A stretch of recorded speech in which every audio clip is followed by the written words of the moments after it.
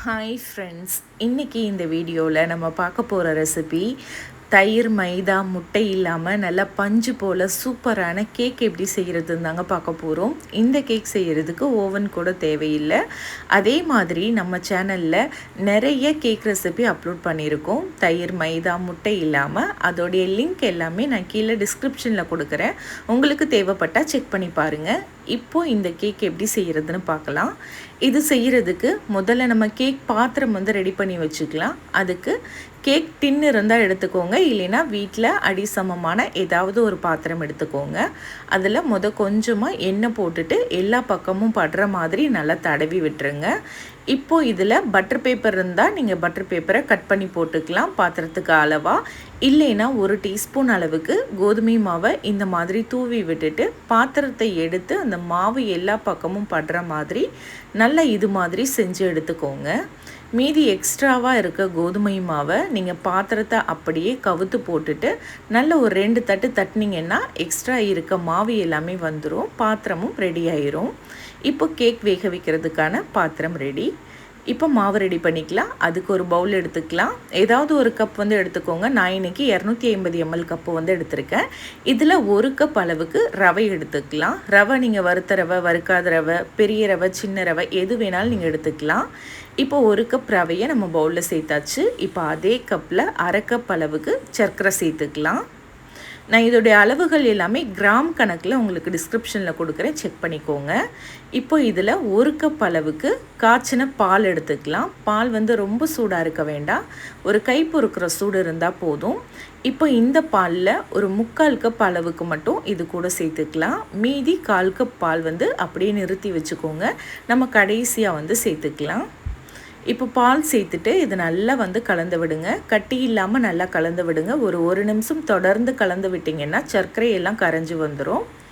நல்லா கலந்து விட்டதுக்கப்புறமா ஒரு தட்டு போட்டு மூடி இதை ஒரு 15 நிமிஷம் அப்படியே விட்டுருங்க. நல்லா ஊறட்டும், ரவை நல்லா ஊறி வந்துடும். இப்போ அடுத்ததாக நம்ம கேக் வேக வைக்கிறதுக்கு ஒரு பழைய குக்கர் நான் எடுத்திருக்கேன். நீங்கள் யூஸ் பண்ணுற குக்கர்னாலும் பரவாயில்ல எடுத்துக்கலாம். இல்லைன்னா அடிகனமான ஏதாவது கடாய், ஏதாவது கனமான ஒரு பாத்திரம் எடுத்துக்கோங்க. அதில் ஒரு லேயருக்கு நம்ம உப்பு போட்டுக்கலாம். இந்த உப்பு நான் ஆல்ரெடி பிஸ்கெட்லாம் பேக் பண்ணுறதுக்கு யூஸ் பண்ணின உப்பு தான். நீங்கள் அந்த வீடியோ பார்த்துருந்தீங்கன்னா உங்களுக்கு தெரியும். இந்த உப்பை நம்ம அடுத்தடுத்து பேக் பண்ணுறதுக்கு யூஸ் பண்ணிக்கலாம். இப்போ இதில் ஒரு ஸ்டீல் ஸ்டாண்டு வச்சுக்கலாம். இல்லைன்னா நீங்கள் இதுக்கு பதிலாக ஸ்டீல் கிண்ணம் கூட பயன்படுத்தலாம். இந்த ஸ்டாண்டை இந்த மாதிரி நடுவில் வச்சுருங்க. இப்போ இந்த குக்கர்லேருந்து காற்று போகாத மாதிரி ஒரு மூடி போட்டு மூடிட்டு அடுப்பை மீடியம் ஃப்ளேமில் வச்சு ஒரு 10 நிமிஷம் இந்த பாத்திரத்தை அப்படியே சூடு பண்ணலாம். இப்போ அடுத்ததாக நம்ம ஊற வச்சுருந்த ரவை பார்த்திங்கன்னா சரியாக ஒரு 15 நிமிஷம் ஊற வச்சு எடுத்துருக்கோம். நல்லா ஊறி வந்திருக்கு. இதை அப்படியே நம்ம எடுத்து ஒரு மிக்ஸி ஜாரில் சேர்த்துக்கலாம். நம்ம கேக் வேக வைக்கிற பாத்திரத்தில் உப்பு போட்டோம் இல்லையா, நீங்கள் உப்பு போடாமல் கூட கேக் வேக வைக்கலாம். நம்மளுடைய பழைய வீடியோவில் நீங்கள் செக் பண்ணி பார்த்தீங்கன்னா தெரியும். இப்போ நம்ம ரவையை மிக்ஸி ஜாரில் சேர்த்துட்டு அதே கப்பில் 1/4 கப் அளவுக்கு கஸ்டர்ட் பவுடர் சேர்த்துக்கலாம். இது உங்களுக்கு எல்லா டிபார்ட்மெண்ட் ஸ்டோர்லையுமே கிடைக்கும்.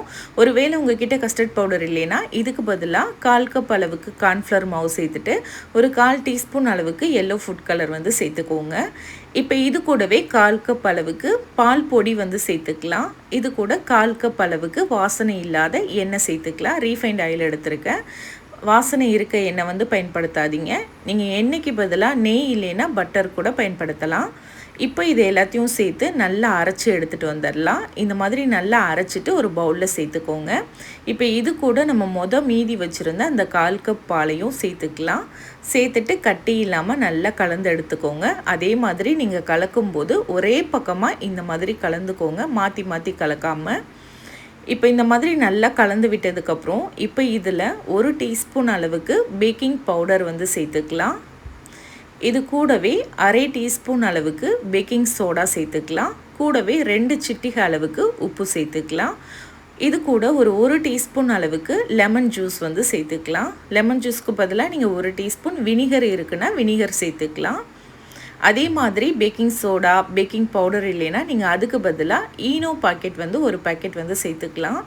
இப்போ இதில் ஒரு 2-3 டேபிள் ஸ்பூன் அளவுக்கு டியூட்டி ஃப்ரூட்டி சேர்த்துக்கலாம். இது சேர்க்கும்போது கேக் நல்லா பார்க்குறதுக்கு கலர்ஃபுல்லாக இருக்கும். இருந்தால் சேர்த்துக்கோங்க, இல்லைன்னா ஏதாவது நட்ஸ் இருக்குன்னா நீங்கள் அதை பொடி பண்ணி சேர்த்துக்கலாம். இப்போ இது கூட வாசனைக்காக ஒரு டீஸ்பூன் அளவுக்கு வெண்ணிலா எசன்ஸ் வந்து சேர்த்துக்கோங்க. ஒரு வேளை வெண்ணிலா எசன்ஸ் இல்லைன்னா நீங்கள் அதுக்கு பதிலாக ஒரு 3 ஏலக்காவை ரவை அரைக்கும் போதே போட்டு அரைச்சிக்கலாம். இப்போ மாவுடைய பதம் பார்த்துக்கோங்க, ரிப்பன் கன்சிஸ்டன்சியில் இருக்கணும்.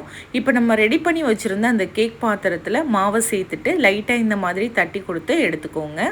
இப்போ நம்ம ஏற்கனவே சூடு பண்ணி வச்சுருக்க அந்த குக்கருக்குள்ளே வந்து இந்த மாதிரி கேக் பாத்திரத்தை வச்சுட்டு இதுக்கு மேலே கொஞ்சம் டூட்டி ஃப்ரூட்டி வந்து தூவி விட்டுக்கலாம். இல்லைன்னா ஏதாவது நட்ஸு பொடியாக கட் பண்ணி தூவி விட்டுக்கோங்க. இப்போ இதை மூடி போட்டு மூடி மீடியம் ஃப்ளேமில் ஒரு 55லேருந்து 60 நிமிஷம் வரைக்கும் வேக வச்சுக்கலாம். எனக்கு சரியாக 55 நிமிஷம் ஆச்சு. அடுப்பை வந்து ரொம்ப லோ ஃப்ளேமில் வைக்காமல் கொஞ்சம் மீடியமாக வச்சிங்கன்னா சீக்கிரமாக வெந்து வந்துடும்.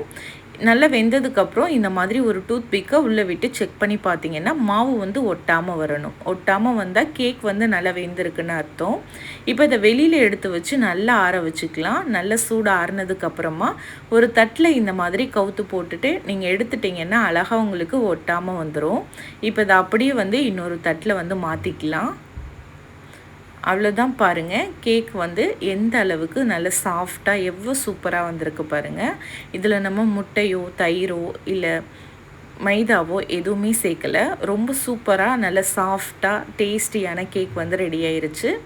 கண்டிப்பாக நீங்கள் இந்த ரவா கஸ்டர்ட் கேக்கை ட்ரை பண்ணி பாருங்கள். ட்ரை பண்ணி பார்த்துட்டு எப்படி வந்ததுன்னு மறக்காமல் கமெண்ட்டில் சொல்லுங்கள்.